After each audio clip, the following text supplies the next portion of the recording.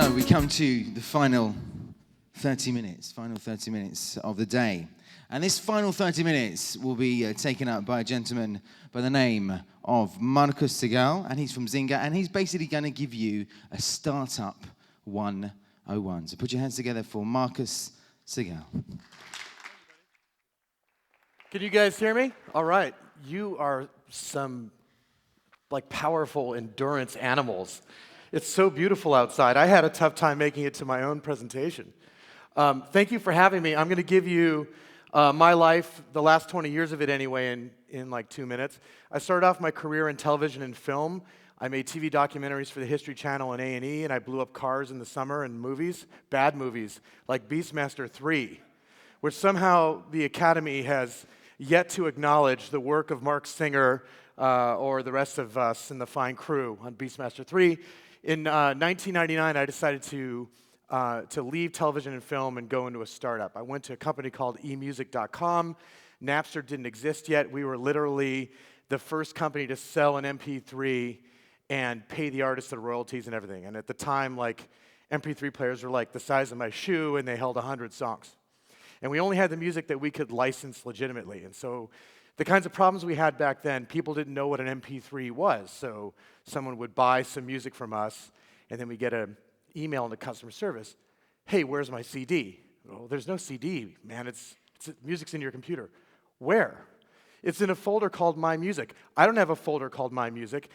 Yeah, you do. It came with the machine. Go here, go there, and you'll find it.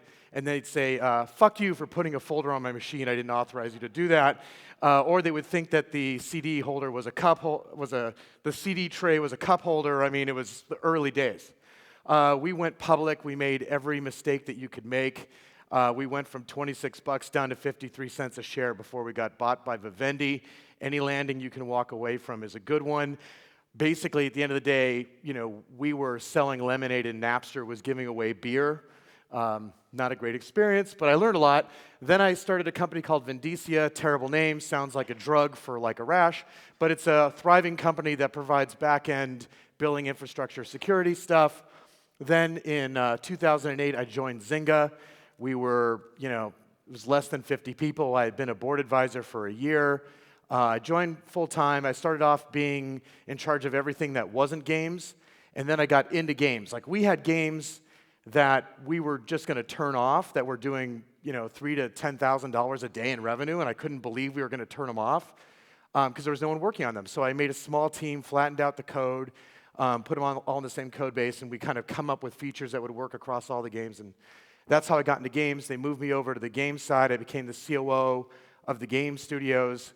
That position I held through the Mafia Wars, Farmville, Cityville era. Then I went and made games in HTML5 for them. Everyone thought that was going to be a dominant technology. Boo.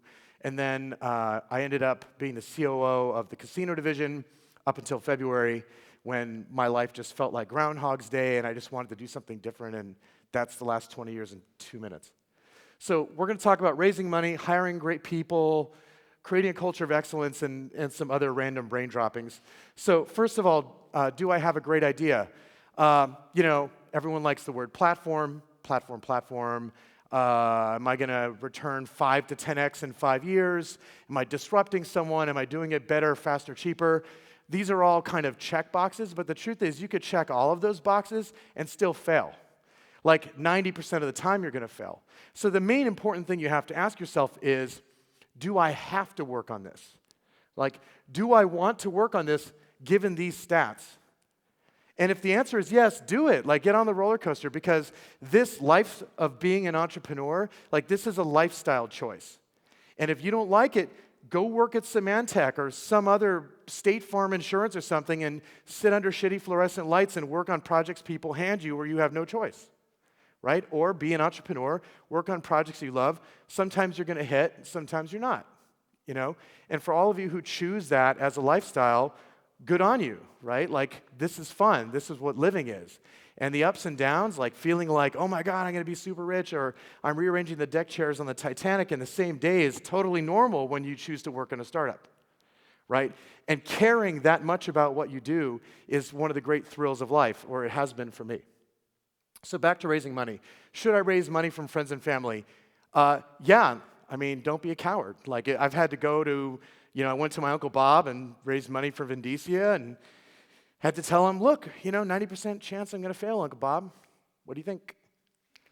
And I'll never forget what my Uncle Bob said. My Uncle Bob said, he said, I know that something you work on someday is going to be a hit, and I want to be a part of it. And he said, the stock market treats me the way a baby treats a diaper, and I'm probably going to lose the money anyway.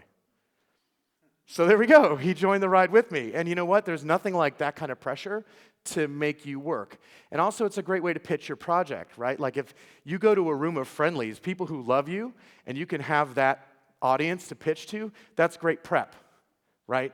Which also meant I interviewed every employee that I didn't hire, which means I probably interviewed 1,000 people, right? And what I did was it was a moment where I could connect with this person. I mean, sometimes these people had been contractors for a year, and I would still interview them. It's not that I didn't trust my VPs to make hiring decisions. It's that I wanted to look this person in the eye, and I wanted to understand why they wanted to work at the company, and I wanted them to know why I cared so much, right?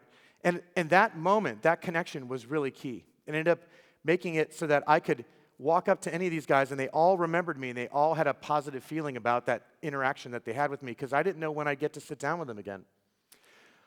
Job matrix for technical hires. I will give everyone here a job matrix. So what's a job matrix? The problem that you have with hiring technologists is that someone could be a senior software engineer in one place at a principal level over here, and maybe at this startup they were an architect, and it's all over the place. So what I came up with is a spreadsheet that simplifies the whole thing. There's software engineer, senior software level 2, level 3. Have everyone that's interviewing the potential candidate sit down with the thing, and then you can all agree, does this person, are they really a software engineer level 3? Oh, they're not. Would they be a good level 1, level 2? Like, have a conversation. That way you won't blow out good people. So we did that a lot at Zynga. Like, we didn't have the job architecture at first, so someone would come in and interview for a very senior tech position, and one person would say, hey, this guy's really not that senior, and that would be the end of it. Like, they'd go in the bin. When in reality, we probably could have used that person at a lower level position, been transparent and say, I know you applied for an architect position by our job matrix, here it is, we're not trying to fool around with you. By our job matrix, you're like 6 months away from that. So, the salary we're going to offer you is a little bit less, but we think you should stick it out because you'll get there.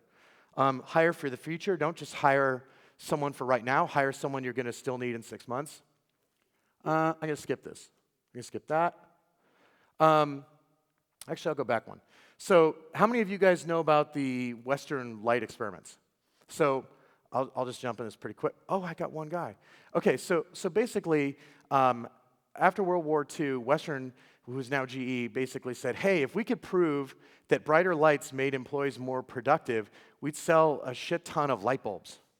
Right? So they started experimenting on factory workers. They adjusted the lighting in the room. They turned it up. They turned it down. They put more caffeine in the coffee. They put less caffeine in the coffee. They, tried all these different things, and they found that nothing moved the metrics except for one thing. If they went into the factory and said, "Hello, everybody. Today we're going to adjust the lights for you to make your job easier and be more productive," then productivity would go up, whether they changed the lights or not. And so before those experiments, everyone sort of operated from this guy's school, who basically believed that humans were inefficient machines and there was one way to do things, and the manager's job was to make sure that everyone did it exactly that way, which is a really like, you don't get your pudding until you finish your meat kind of management. So basically what this proved was that we as managers need to engage with our employees, that we could get more out of them if we included them in the dream, if we told them why their work was important, if we engage with them as people, and we work with them collaboratively to identify what the right way to get something done is. So that woman, Mary Parker Follett, who, I don't know why she slid over there, she's the one who kind of cracked the code on this, and Tony Hsieh from Zappos has basically put it to work better than anybody. So in terms of retaining top talent, this guy over here on the left, his name's Maslow. He created something called the hierarchy of needs. So we use this a lot in video games, but basically Maslow was this pioneering psychiatrist, and he studied people that were really successful. Like back then, all psychiatry was like, people are broken, how do we fix them? He studied successful people, and he came up with this Maslow's hierarchy of needs. You guys can Wikipedia, it's really interesting. And there's B needs and D needs and all that. A guy named Chip Connolly who runs hotels, and now he works at Airbnb. He's like their chief strategy officer. And he created this simplified version. And I can just walk over here. So basically what he figured out was, look, money is a base motivation. We all need enough money to survive, or we'll be looking over our shoulder, we'll be open to any job offer that comes from somebody else. So if you try and motivate people with money or pay them per line of code, for instance, then you'll never have loyal employees, and no one's ever going to come to you with a great idea, right? Like, if I'm just working, if I work in a donut shop or an ice cream parlor, I'm not going to invent a new ice cream flavor, right? Because I earn my $5 an hour regardless of whether I invent a new flavor or not. So you can't run your company that way. How many of you have worked for an outsourced shop before? None. Well, never mind that then. Bummer. So the next thing you got to nail is you need to create a culture of recognition. So at Zynga, we recognized employees who took on new responsibility or got promoted every quarter. 20% of employees every quarter for the first 4 years leveled up, right? And we recognize them. You don't have to spend a lot of money on this. All you have to do is say, hey, way to go. I'm just going to keep picking on Frank.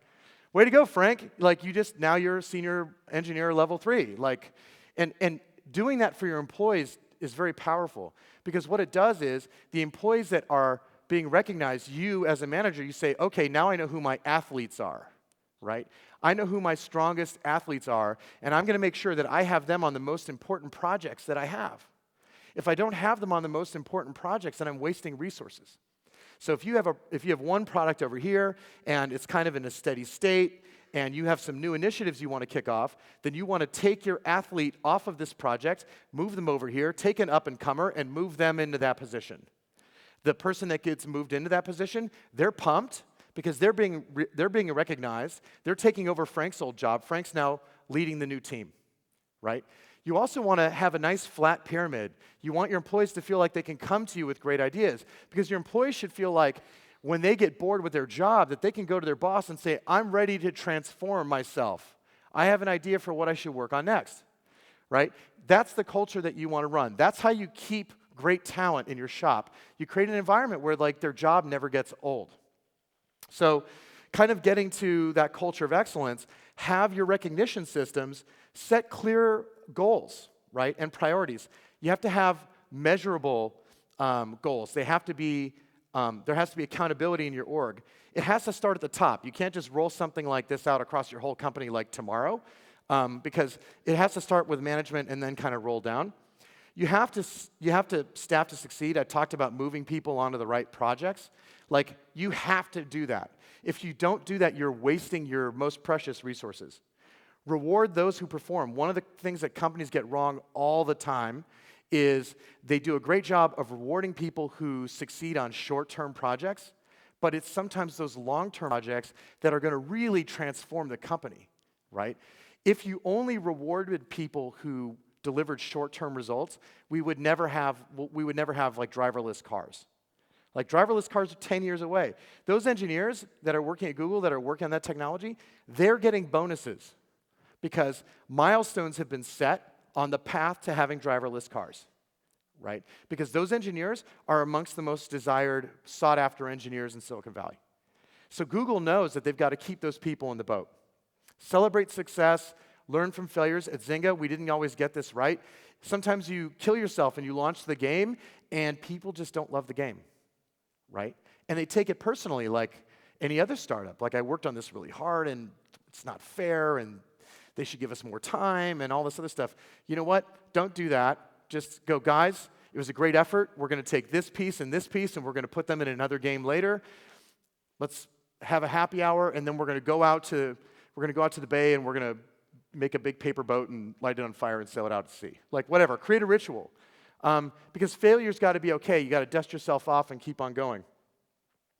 So I'm going to wind this up with a story. So you guys are catching me after Zynga. So I left at the end of February, and when you do startups, usually every 4, 5, 6 years, whatever you're working on crashes into the rocks, gets bought and then sucks, or goes public and then sucks.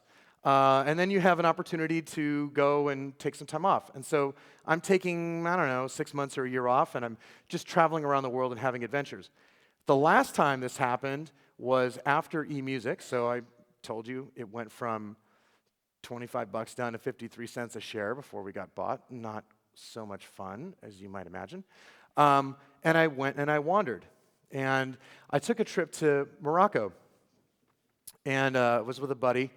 And we decided that we would go out into the Sahara Desert and stay with nomads in the middle of the desert. And so I got on a camel, and I was led by this man here, whose name was Hussein, and his kid. And I don't remember the kid's name. I wish I did. So you can see my camel has a ring in its nose. A camel has a ring in its nose when the camel is an asshole. That's what I learned in Morocco. It's like a warning to the camel valet parkers. Like, watch out. Like, this camel's going to mess you up. So the whole trip, the camel's like, ah, and it's trying to bite me and everything. He's kind of nasty. And we're going through the desert, and it's just beautiful. I mean, it looks like Tatooine in Star Wars. And we're cruising along, and we're going over these big sand dunes, and it's just so beautiful. And we get to this one sand dune, and my buddy, he and his camel go right up the sand dune, and my camel just stops. Right? My camel just stops dead in its tracks, and it won't go. And I give it like a little, I'm not a cowboy, or I just gave it a little kick. And I felt like a jerk, doing that. And then the camel wouldn't go, and he tried to bite me. And then Hussein came over, and he was like, ah, and he was yelling at me to kick the camel harder. And so I kicked the camel harder, and I'm karmically screwed for that. And now PETA is going to find out and chase me down. And then that doesn't move the camel. And so then Hussein comes, and he gets this stick, and he just starts whacking the back of the camel's legs. Camel doesn't move. He's tugging the rope. He's whipping the camel. Nothing. Okay? Meanwhile, his kid comes up, and he's pulling on his dad's shirt, and he's asking him, saying something to him, and they're arguing, and he's kind of pushing the kid away. And at one point, the dad, he's drenched in sweat, and he just walks away, and he's just kind of looking up at the sky. I don't know if he's praying to Allah or cursing Allah, or maybe he's agnostic and he's not sure if there's an Allah. I don't know. I don't know what's going on in his head. I know he's very frustrated. The little boy comes over, and he takes the lead rope from my camel, and he turns my camel away from the sand dune. And then he gets down on all fours, and he just starts scampering up and down this massive sand dune. And I'm watching this go down. I'm like, what the is this kid doing? I mean, it's really hot outside. It's the Sahara Desert, okay? It's real. So he's going up and down, and he comes back down, and he's covered in sand in his eyelashes, everything, and he turns my camel around. Camel just walks right up the sand dune, right? And it was amazing. It was like one of the most amazing transformative moments in my life, because I realized that when we run into challenges, and all of you who go after this life of startups are going to have challenges. There's going to be hard tech problems, hard people problems, market problems, competitors, everything. When you come up to these frustrating moments, in those moments, you are playing a role. You are either the camel, stubborn for no reason. You are the man doing the same things that have worked for you before, hoping that they'll work again, or you're the boy and you're coming up with new solutions. And so as you leave today and you go out on this journey, these startups, just remember, choose to be the boy, and you'll have a great ride. Thank you very much. I don't know if I'm going to be here tonight and tomorrow, and if you guys have questions, I'll answer them, or we can do it at the bar. Do it at the bar. Thanks a lot.